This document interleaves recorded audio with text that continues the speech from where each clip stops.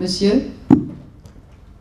Alors, je vais nous éloigner encore un petit peu du sujet de départ.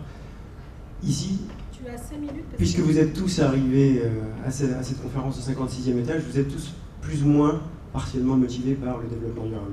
Et plus que par le foot, ce qui est quand même génial. Ce qui est assez incroyable. Si vous vous êtes déjà intéressé à la question, vous savez à peu près que l'objectif est de réduire de 25% les émissions de gaz à effet de serre, qu'il y a des problèmes d'eau probablement aux endroits d'où viennent les grains de café que vous mettez le matin, etc. Je ne sais pas combien parmi vous ont vraiment regardé les efforts à faire pour pouvoir mettre en route un programme et des objectifs.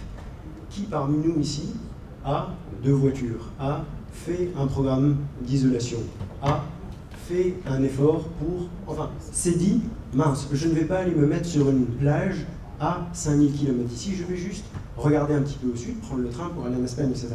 Souvent, j'entends des « il faut que ce soit positif pour les gens, il faut que ça les incite, il faut qu'ils y trouvent une rémunération ». Moi, j'ai l'impression, lorsque je n'achète pas telle ou telle chose, que, quelque part, c'est comme ne pas allumer une cigarette à côté d'un enfant. Je ne suis pas un héros, je suis juste à peu près normal. Et je me suis renseigné sur la manière de ne pas être un pourrisseur, de traiter les gens à peu près de la même manière que j'aimerais qu'on me traite, et c'est à peu près ce qu'on essaie de faire. Lorsqu'on dit il faut une politique pour réduire les consommations d'essence, c'est commentaire un petit peu comme tout le monde fait tout à l'heure. Mais je peux demander à tout le monde, par son âge, de lever la main pour me dire où était leur dernière réponse. Oui.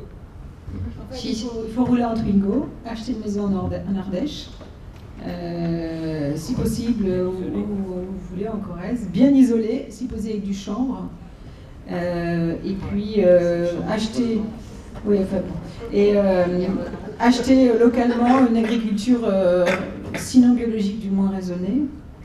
Et effectivement, là, on rentre, on oublie l'avion et on oublie des grands déplacements carbonés. Je crois que si vous faisiez un sondage ici, vous seriez assez surpris. Hein. Oui, et on oublie les Chinois, mais eux ne nous oublieront probablement pas, ils viendront nous voir.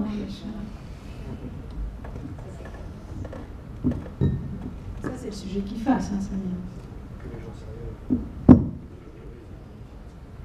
Oui, je sais pas, d'autres questions? L'utilité perçue par le citoyen n'est pas forcément une utilité directement financière. Et ça, c'est hyper important. Les 18 000 personnes qui sont connectées sur le site et qui ont fait que les pointes ont été évitées ont perçu une utilité qui n'est pas une utilité rémunérée par une baisse de tarifs. Et il faut très important. Et on revient au premier moment de cette formidable table ronde, l'implication des élus. Ça veut dire que, bien entendu, qu'au-delà des clivages politiques qui peuvent exister ici ou là, l'ensemble des élus concernés ont été partenaires, ont été impliqués, ont relayé le message. Et donc voilà, ça ne peut pas fonctionner autrement. Donc à la fois politique nationale, disons, de l'un, mais aussi implication des collectivités dans la transition énergétique, ça ne peut pas se faire à l'abri, notamment parce que nous, en matière de réseau, par exemple, on a besoin d'avoir des politiques extrêmement impliquées sur les projets de développement de réseau.